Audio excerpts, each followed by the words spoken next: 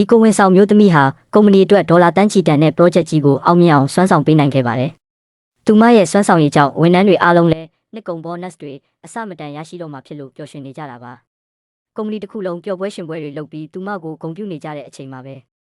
ရုတ်တရက်ဆိုသလိုတောက်ဖက်တန်ပြင်းပြင်းနဲ့အတူရွှေဝါရောင်စပင်နဲ့အမျိုးသမီးတစ်ယောက်ရောက်ရှိလာပြီးအခြေအနေတွေကိုရိုက်ချိုးဖျက်ဆီးပစ်လိုက်ပါတယ်။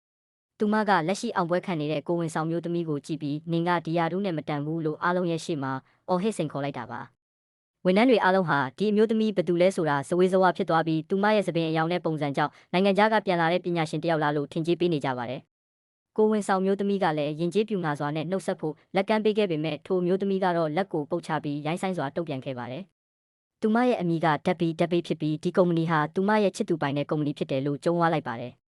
ဒါရင်မကသေးပဲသူမကကိုဝင်ဆောင်မျိုးသမီးကိုနင်ကိုဝင်ရှိနေလို့ငါရီစားကနင့်ကိုအလုတ်ထုတ်လိုက်ပြီးအခုချက်ချင်းငါမျက်စိရှိကထွက်သွားလို့အမိတ်ပေးလိုက်တဲ့အခါမှာတော့မဲ့အဲ့ဒီအချိန်မှာပဲဓာတ်လေကတကားပွင့်လာပြီးလူကုန်ထံပုံစံနဲ့အမျိုးသားတစ်ယောက်ရောက်ရှိလာပါတော့တယ်